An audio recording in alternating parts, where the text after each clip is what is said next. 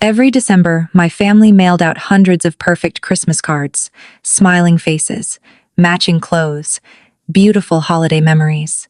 But there was one thing missing from every single photo: me. For 15 long years, I stood outside the frame, while my parents pretended I didn't belong. The first time it happened, I still believed it was some kind of mistake. I spent hours choosing the perfect green sweater, curling my hair, hoping to look beautiful enough for the family picture. But the moment we arrived at the studio, my mother smiled at the photographer and said Serena is only here to watch. I remember the shock freezing my body. My father pulled me aside and quietly told me, "You don't photograph well with us."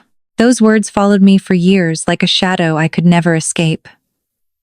I sat alone in the lobby while my parents laughed and posed with my sister behind the glass wall. I kept staring at my reflection, wondering what was so wrong with me. But deep down, I already knew the truth. Had nothing to do with cameras or lighting. They were slowly erasing me from the family itself. Every year after that became another reminder that I didn't belong. Holiday cards arrived without my face. Family albums carried memories I was never allowed to be part of.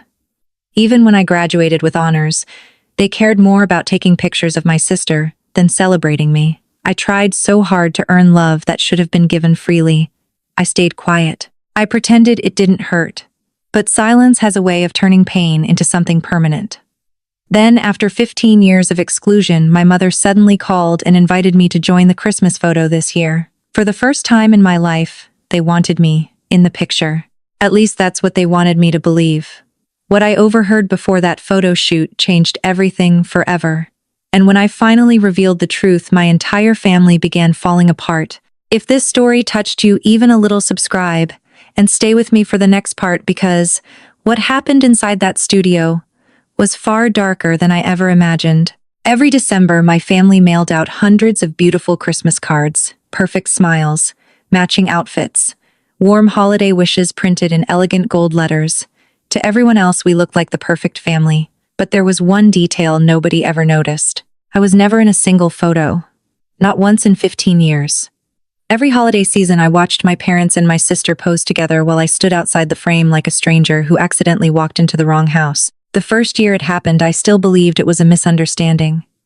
I spent hours choosing a dark green sweater dress that made me feel confident. I curled my hair, practiced smiling in the mirror, and honestly felt excited to finally be part of a real family Christmas photo. But the second we arrived at the studio, my mother looked at the photographer and casually said, "Serena is only here to watch."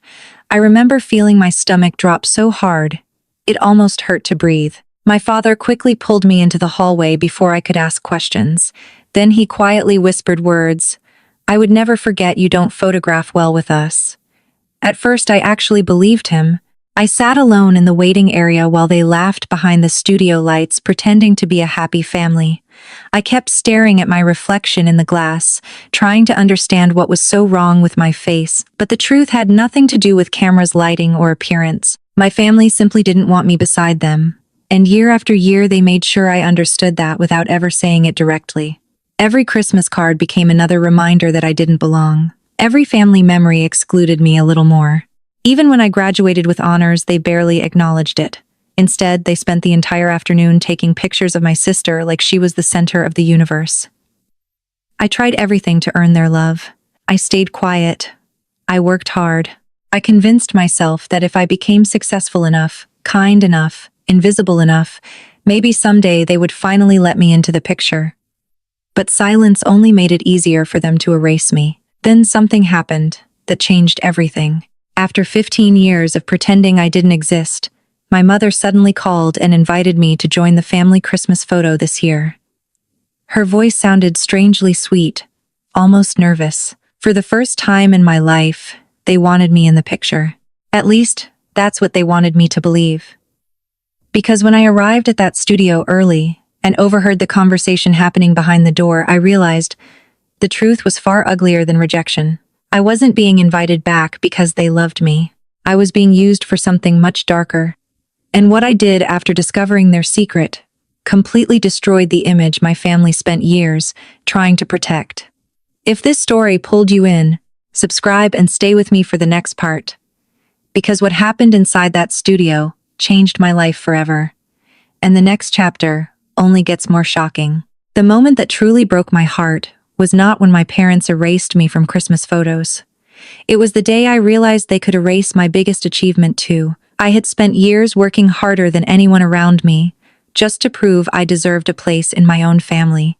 While other students partied, traveled, and enjoyed freedom, I was working late nights studying until sunrise and taking extra jobs just to survive college. Every exam felt like a battle. Every passing grade felt earned with exhaustion. I truly believed that if I became successful enough, my parents would finally look at me with pride instead of disappointment. Graduation day arrived on a bright spring afternoon, and for the first time in years, I felt hopeful. I wore my cap and gown with shaking hands because I had graduated with honors. I remember standing in line before walking across the stage holding back tears while listening to families cheering from every direction. Students hugged their parents. Cameras flashed everywhere. Everyone seemed surrounded by love, and deep down, I wanted that feeling too. I searched through the crowd until I finally spotted my parents and my sister sitting together near the center section. My mother was adjusting my sister's dress while my father kept taking photos of her before the ceremony had even started. I told myself it didn't matter. Maybe they were just excited. Maybe after I received my diploma, things would finally change. Then my name was called. I walked across that stage, carrying years of sacrifice on my shoulders. The applause sounded distant in my ears because all I could think about was finding my family afterward. I wanted one photo, just one moment where I could feel celebrated instead of ignored. After the ceremony ended, I rushed toward them smiling so hard my face hurt. I held up my diploma proudly and asked if we could take a picture together. But before my mother could answer, my sister interrupted, complaining that the sunlight looked perfect near the fountain outside.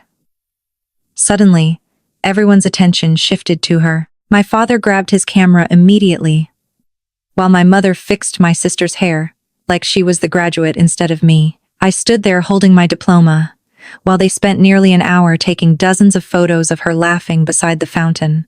Nobody asked me to join. Nobody even looked in my direction. Eventually, I quietly asked again if someone could maybe take just one picture of me. My mother barely glanced over before saying later, Serena. But later never came. By sunset, we were already driving home, and not a single photo existed of me on the most important day of my life. That night hurt more than the Christmas studio ever did because it proved something devastating. My family didn't ignore me because I failed. They ignored me even when I succeeded. Nothing I achieved would ever be enough to make them truly see me.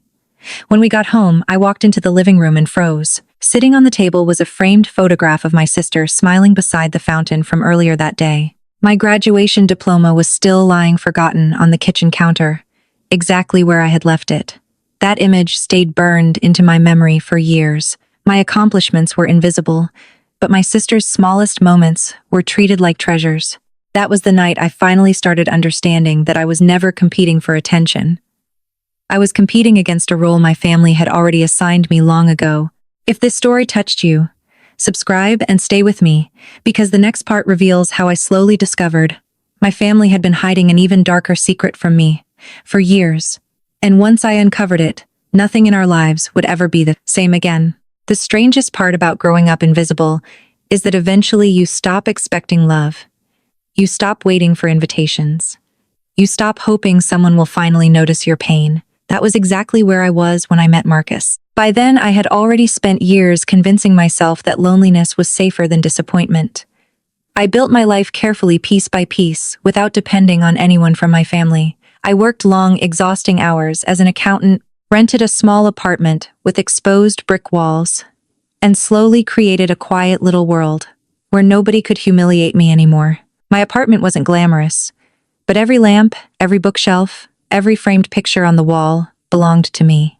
It was the first place in my life that actually felt safe. Still, no matter how independent I became, there was one wound I could never completely hide.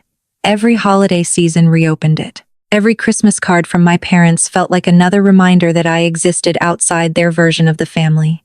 Then one evening, everything shifted unexpectedly. A coworker invited me to an art gallery opening downtown because she had an extra ticket. I almost refused. Social events exhausted me. Pretending to be normal around happy people felt like a performance I no longer had energy for. But something made me go anyway. That night, while walking through the crowded gallery filled with paintings and soft music, I noticed a man standing near the photography exhibit. He had paint stains on his fingers, messy dark hair, and the kindest eyes I had ever seen. That was Marcus. We started talking casually about one of the photographs on the wall, and somehow the conversation lasted nearly 2 hours. For the first time in years, I found myself laughing without forcing it. Marcus had this calm warmth that made people feel comfortable immediately. He didn't brag. He didn't interrupt. He actually listened. Over the next few months, we kept seeing each other. Coffee dates turned into long walks through the city. Long walks turned into dinners, movies, and nights where we stayed awake talking until sunrise. Slowly, I started telling him pieces of my life that I normally hid from everyone else. Then one evening, Marcus asked a question that made my stomach tighten instantly. "Can I see pictures of your family?" The room suddenly felt too quiet. I stared down at my coffee cup, trying to think of a way to avoid answering. Finally, I forced out a small laugh and said, "In my family, I'm usually the person behind the camera, or outside the room completely." Marcus looked at me carefully but didn't pressure me. "What do you mean?" he asked softly. I hesitated before finally admitting the truth. My parents never included me in family photos, not at Christmas, not at birthdays, not even at graduation. Saying the words out loud felt humiliating, like exposing an old scar I had spent years hiding. I expected confusion, maybe even pity. But Marcus only reached across the table and gently held my hand. "That says everything about them," he said quietly. "Not about you." Nobody had ever defended me like that before. Nobody had ever looked at me and immediately understood I wasn't the problem. That single moment changed something deep inside me. For the first time, I started wondering if maybe I deserved better than constantly begging for scraps of love from people determined not to give it. And without realizing it, Marcus became the first person who helped me see myself clearly instead of through my family's cruelty. If you believe people deserve real love and respect, no matter what their family says, comment number 1 below. Because the next part of this story reveals the shocking secret my family had been hiding from me for years. And once the truth came out, everything exploded. For most of my life, I believed my grandmother had forgotten me. That pain sat quietly inside my chest for years like a locked door I was too afraid to open. Every birthday, a card would arrive from her, written in delicate, shaky handwriting. Every Christmas, she mailed small gifts, wrapped carefully in brown paper, with handwritten notes tucked inside. When I was younger, we used to talk for hours on the phone, about books, birds, old movies, and the flowers she grew behind her brownstone house. She made me feel seen in a way nobody else in my family ever did. But then suddenly, everything stopped. My calls started going to voicemail. My letters were never answered. Birthday cards disappeared. Christmas gifts stopped arriving. When I asked my mother what happened, she simply sighed and said, "Your grandmother is getting older. She's overwhelmed and needs space." I remember sitting alone on my apartment floor after that conversation, trying to convince myself not to cry. Another person had quietly walked away from me. At least that's what I thought. So I stopped trying. I stopped calling. I stopped writing letters that never received answers. Eventually, I convinced myself that maybe my grandmother had chosen the rest of the family over me too. That belief stayed with me for years until one completely unexpected afternoon changed everything. I had gone to a local farmer's market after work searching for fresh fruit and flowers when I suddenly heard someone call my name behind me.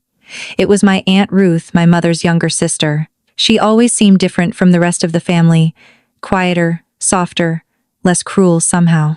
We stood near a table of tomatoes making awkward small talk for a few minutes before she suddenly looked at me carefully and asked, "Why haven't you visited your grandmother?" The question hit me so hard I almost laughed in disbelief.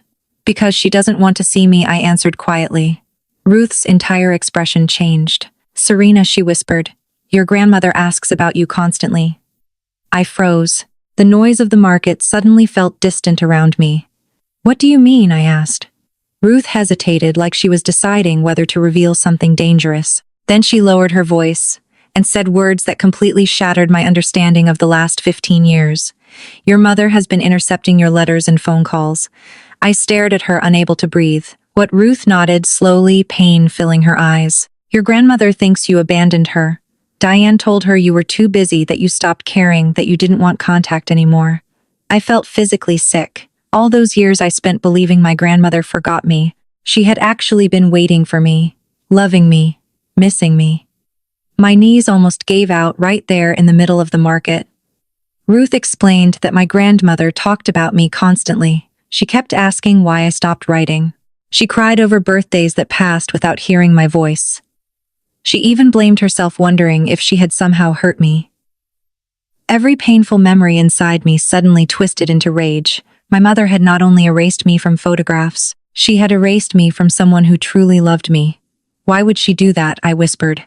Ruth looked away before answering. Control. Image. Your mother wanted your grandmother to believe the family was perfect and united. And somehow, in her mind, you didn't fit into that picture. That moment changed everything.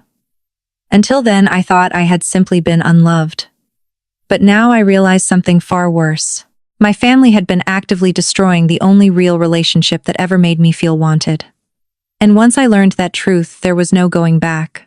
The next step I took would expose secrets my parents spent years trying to bury, and the consequences would tear our family apart forever. The phone call that changed everything came on an ordinary Tuesday night.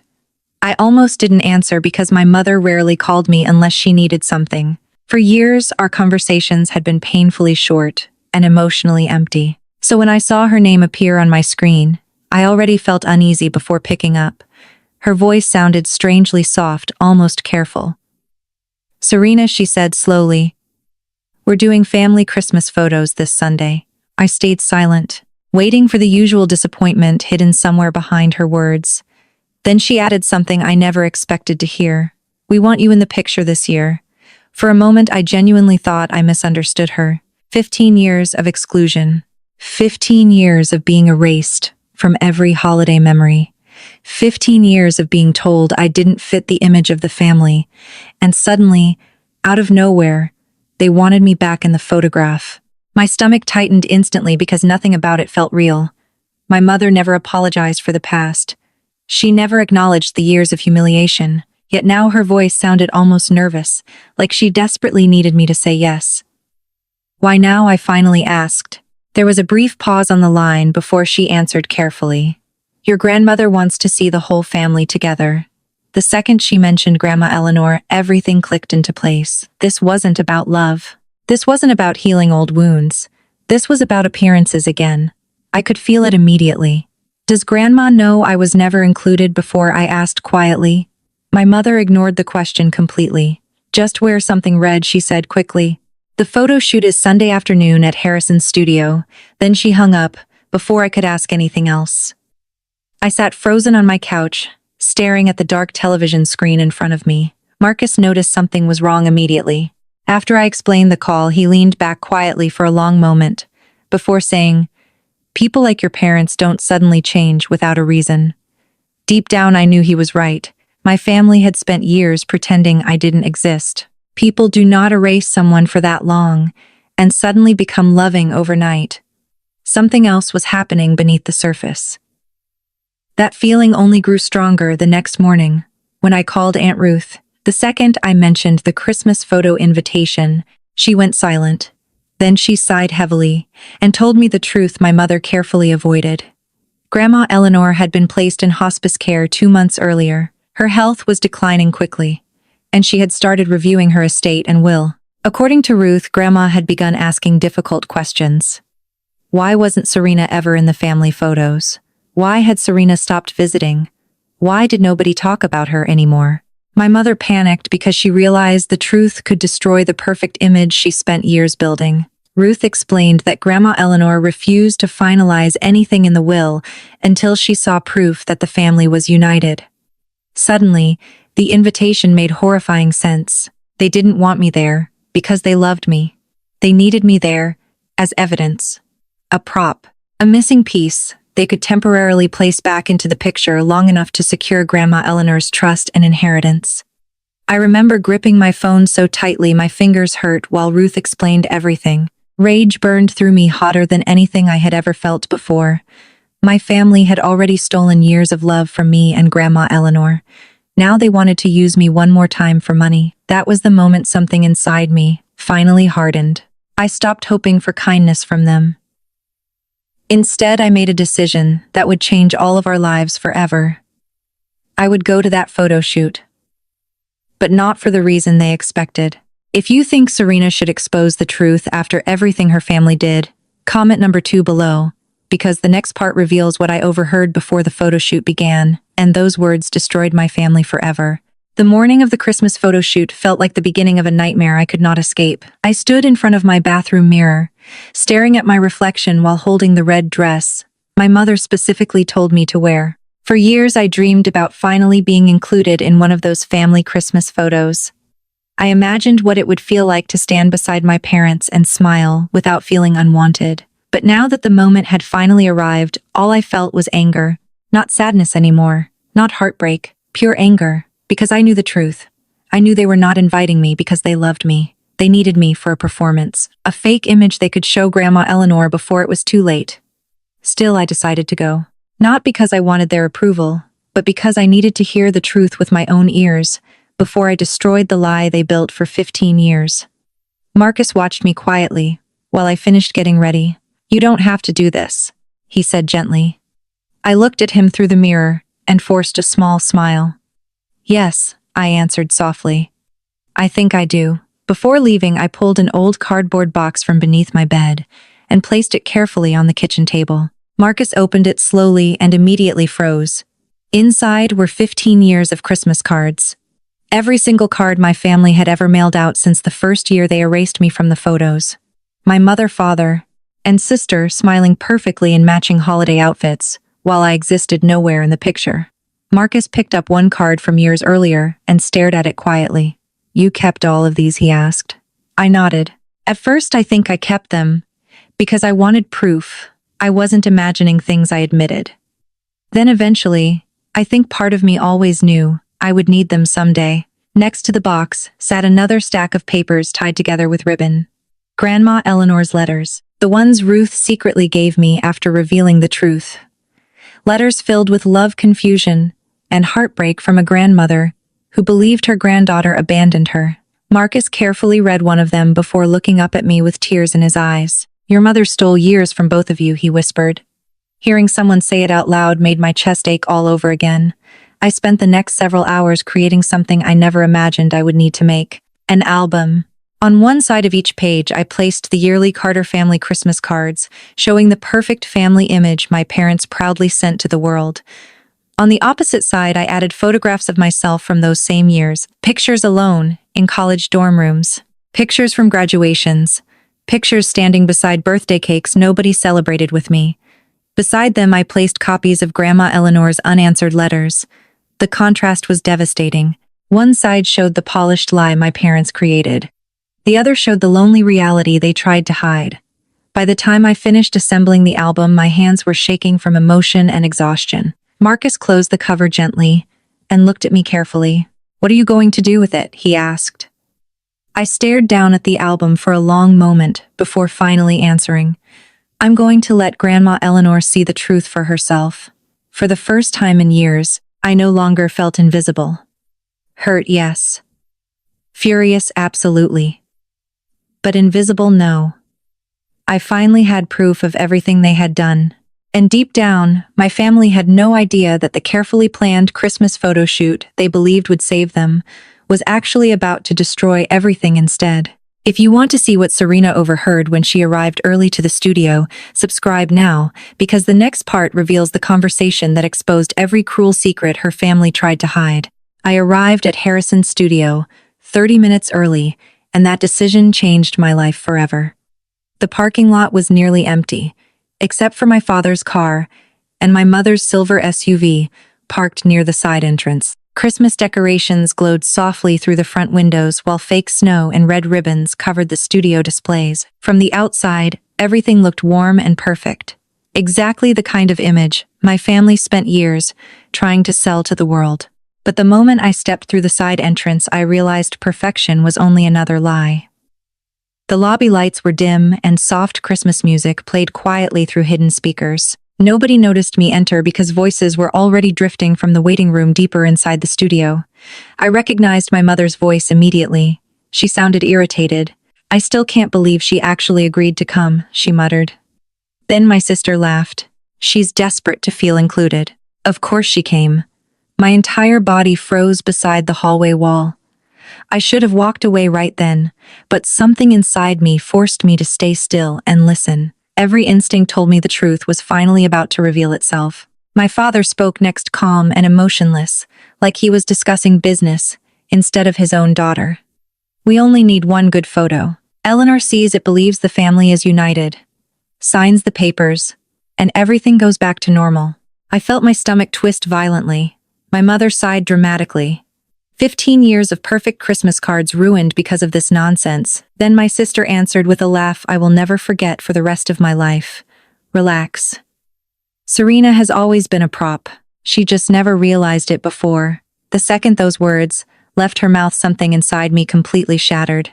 A prop. That was all I had ever been to them. Not a daughter, not a sister, not family. Just an object they could erase when inconvenient and temporarily place back into the picture when useful. I pressed my hand against the wall to steady myself because my legs suddenly felt weak. Through the slightly open doorway, I could see my mother holding a sample Christmas card in her hands. 3 smiling faces stood perfectly arranged beneath golden holiday lights. Beside them was an empty space where I was supposed to stand. My mother pointed directly at it while speaking. "Once we get the photo, the designer can remove her again for the final version if necessary." Everyone laughed quietly after she said it. Laughed. Like erasing me from existence was some harmless family joke. Tears burned behind my eyes, but for the first time in my life, I refused to cry. Instead, anger flooded through me, colder and sharper than pain.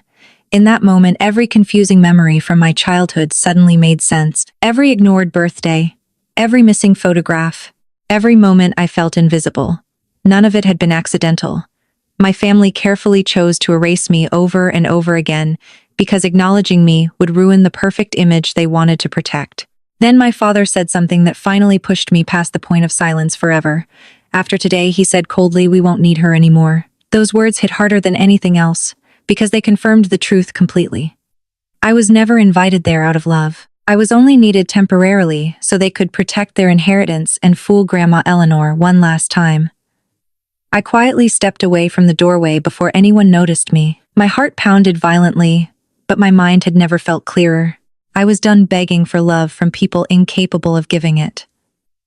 And for the first time in 15 years, I finally understood exactly what I needed to do next. If you think Serena should expose everything after hearing that conversation, comment number 3 below, because the next part reveals what happened when she finally confronted her family face to face. And nothing about that day ended the way they expected. I could have walked away, quietly, after hearing the truth behind that studio door. Honestly, part of me wanted to. My chest hurt so badly, it felt difficult to breathe. And for a few seconds, I stood frozen in the hallway, wondering how people could be so cruel to their own daughter for so many years without feeling guilt. But then I thought about Grandma Eleanor sitting alone, believing I abandoned her. I thought about the intercepted letters, the missing photographs, and every Christmas I spent feeling invisible, while my family smiled for cameras pretending to be perfect. In that moment, something inside me changed forever. I stopped wanting peace. I wanted the truth. So instead of leaving, I pushed the waiting room door open and walked directly inside. The second they saw me, the entire room went silent.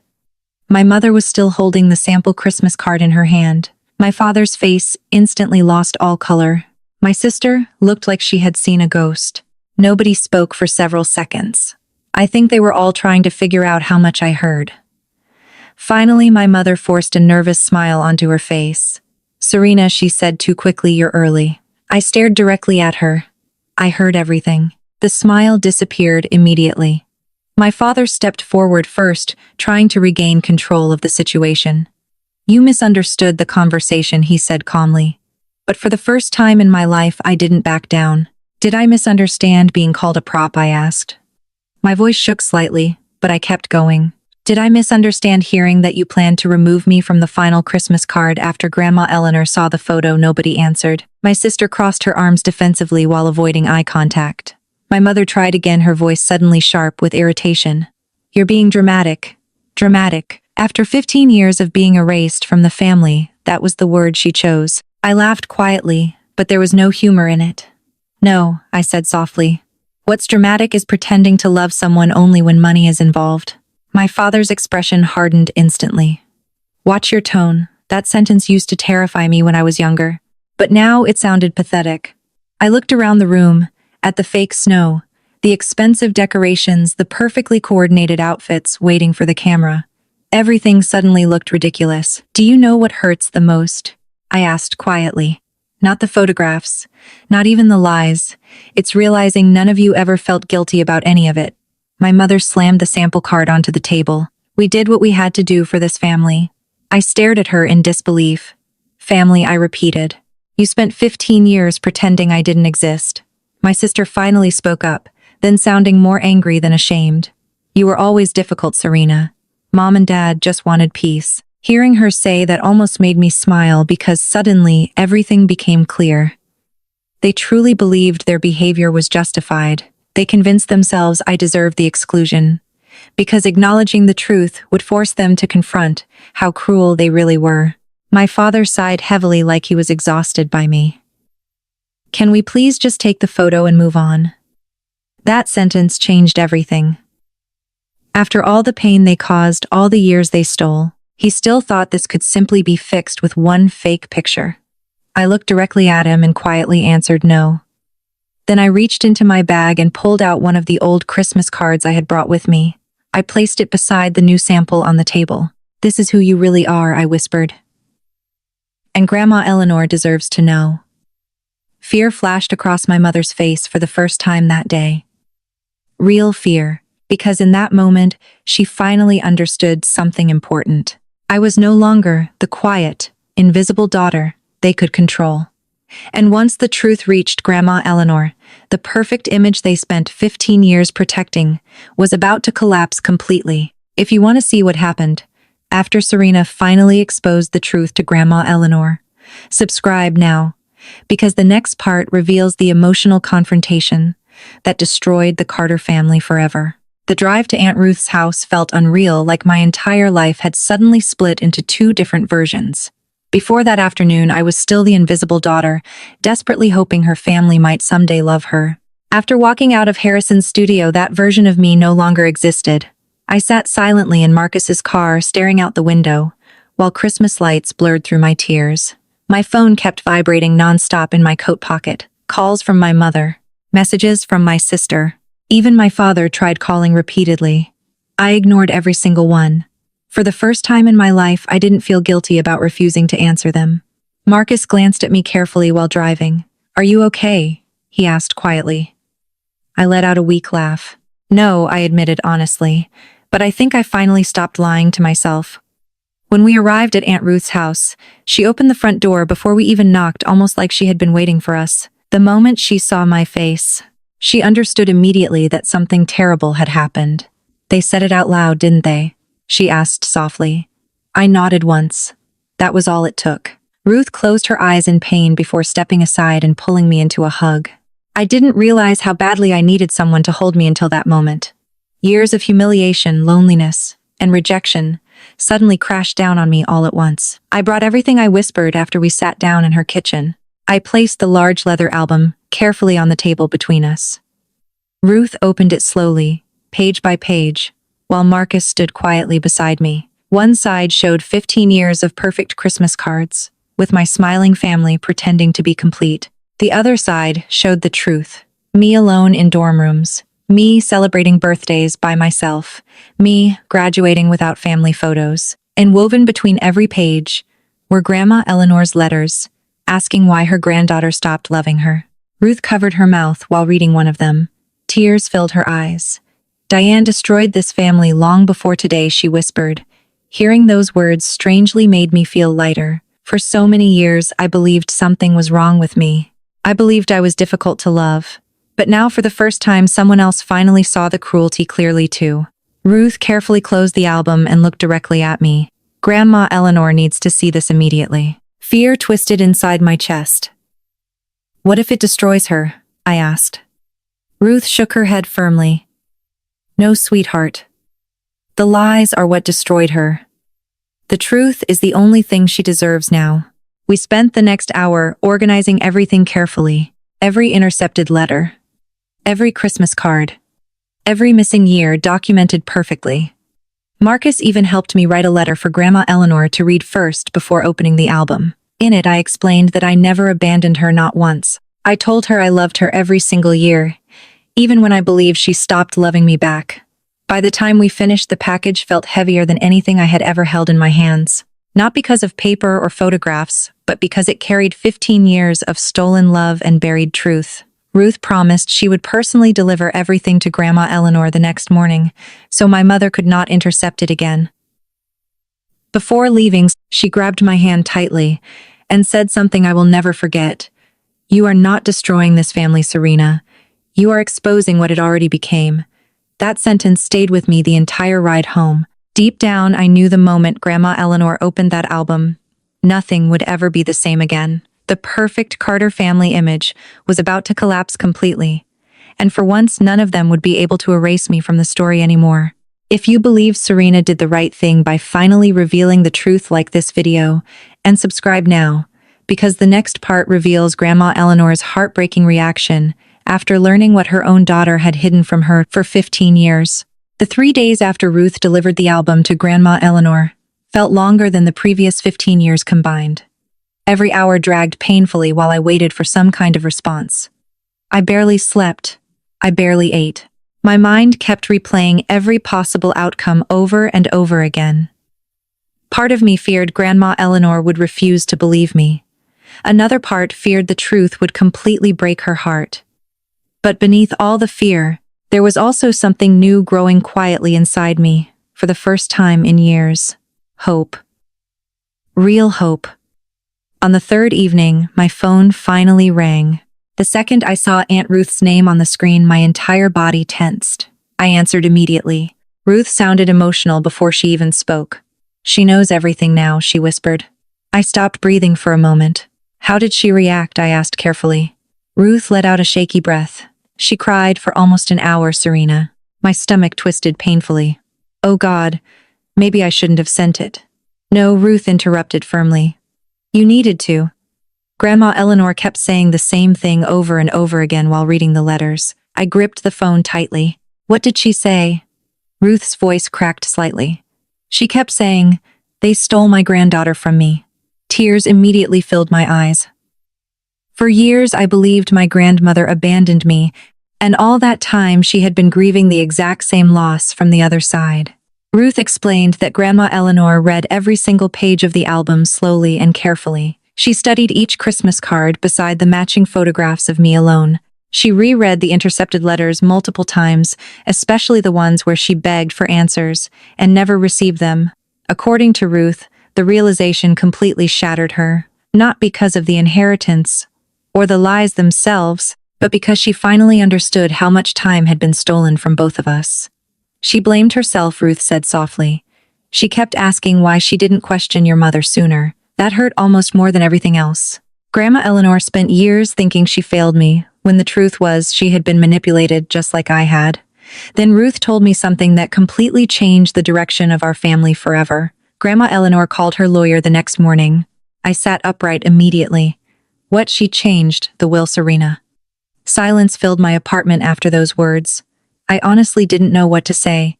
Money was never why I exposed the truth. I would have traded every dollar just to get those lost years back. Ruth, I whispered, I never wanted Grandma Eleanor to think I did this for inheritance. She knows that. Ruth answered immediately. That's exactly why she trusts you now. According to Ruth, Grandma Eleanor told her lawyer something heartbreaking before signing the new documents. She said the only person in this family who never asked me for anything was the one person they tried hardest to erase. Hearing that almost broke me completely. For the first time in my life, someone finally saw the full truth of what I had endured. Grandma Eleanor also requested something else. She wanted to see me in person as soon as possible. Ruth explained that Grandma felt weak but emotionally determined. She wanted to apologize herself for the years we lost and speak with me privately before telling the rest of the family what she decided. The next morning, I sat on the edge of my bed, staring at the old family Christmas cards spread across my floor. For so many years, those cards represented rejection and invisibility. But now they represented evidence, proof that I had never imagined the cruelty, proof that I had survived it. And somewhere inside a hospice room, the one person who truly loved me finally understood everything. Deep down, I knew the moment I walked into Grandma Eleanor's room, my life would change forever again. Because for the first time since childhood, I was finally about to be truly seen. The explosion finally came at 2 o'clock in the morning. I was asleep on Marcus's couch, with my phone resting beside me, when the loud vibration suddenly pulled me awake. The screen lit up with my sister's name flashing across the darkness. For a few seconds, I just stared at it because something deep inside me already knew this call would change everything. I answered quietly, still half asleep, but before I could even speak, Megan started screaming. "What did you do?" Her voice was so loud I had to pull the phone away from my ear. In the background, I could hear chaos. My mother crying hysterically, my father shouting somewhere farther away. Doors slamming. It sounded like their perfect little world was collapsing in real time. I sat up slowly while Marcus woke beside me, instantly sensing something was wrong. "Grandma Eleanor sent letters to everyone," Megan yelled. "Do you understand what you've done?" I closed my eyes briefly. So it had finally happened. Grandma Eleanor had told them the truth. "I didn't do anything," I answered calmly. "I just stopped protecting your lies." Megan let out a bitter laugh, filled with panic. "Mom is devastated. Dad says you ruined this family forever." Hearing those words almost felt surreal because my family had spent 15 years pretending I wasn't even part of the family, and now suddenly I had the power to destroy it. "No," I said quietly. "This family was already broken long before I told the truth." Megan ignored me completely and kept ranting. According to her, Grandma Eleanor had rewritten major parts of the inheritance. My mother's share had been drastically reduced. Megan's portion was smaller too. Most of the estate was now divided between me and Aunt Ruth. I felt physically sick hearing it because money was never what I wanted. All I ever wanted was honesty, love, recognition, time with the grandmother I thought abandoned me. "You got exactly what you wanted," Megan screamed. "You stole everything from us." That sentence finally snapped something inside me. "No," I shot back for the first time that night. "Mom stole something. She stole 15 years from Grandma Eleanor and me." Silence filled the line briefly after I said that. Then Megan's voice turned colder. "You could have kept quiet." I almost laughed at how horrifying those words were. Keep quiet. Stay invisible. Accept the lies. That was all my family had ever expected from me. "I stayed quiet for 15 years, I answered softly. "Look where that got me." A few hours later, my father called too. His tone was completely different from Megan's emotional rage. Calm, controlled, calculating, like a businessman trying to negotiate a bad deal. "We need to talk," he said immediately. "There's still time to fix this situation. Fix it." I stared at the wall in disbelief, while Marcus listened silently nearby. My father still thought the biggest problem here was the inheritance. Not the manipulation, not the lies, not the stolen relationship between me and Grandma Eleanor. Money. "You really don't understand what you did, do you?" I asked quietly. He sighed impatiently. "Families make mistakes, Serena. But destroying everyone over old photographs is irrational." Old photographs. That was how he reduced 15 years of emotional abuse. I suddenly realized something painful but freeing at the same time. My parents were never going to admit the truth, because doing so would force them to face the kind of people they truly were. "I'm done," I whispered. "I'm finally done." Then I hung up the phone before he could answer. For the first time in my entire life, I chose myself instead of begging to be chosen by them. And somehow, despite all the chaos exploding around me, that decision felt peaceful. If you believe Serena finally did the right thing by walking away from the people who kept hurting her, subscribe now, because the next part reveals the emotional final meeting between Serena and Grandma Eleanor before everything changed forever. The last time I saw Grandma Eleanor alive, the world outside her hospice window was covered in soft winter rain. I remember standing outside her room for several seconds before walking in because part of me was terrified, not of her, but of losing her again after finally finding her. When I stepped inside, she was sitting near the window wrapped in a pale blue blanket with the photo album resting on her lap.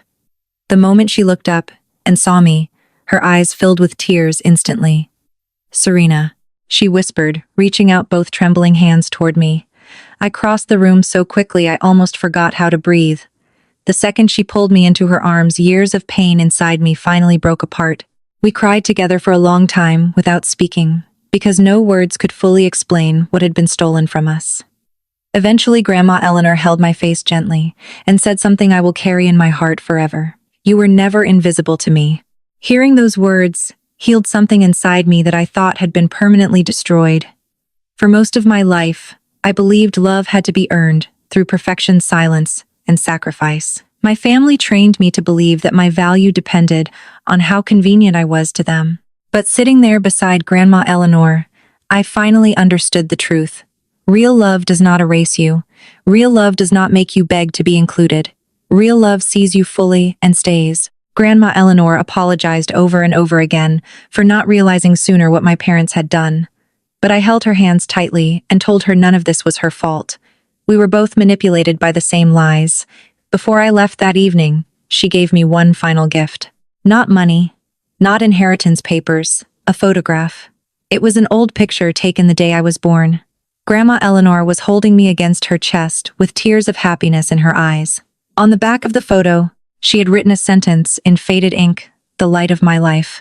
I cried the entire drive home holding that photograph against my heart, because for the first time I had undeniable proof that someone truly loved me from the beginning. Grandma Eleanor passed away peacefully several weeks later in her sleep.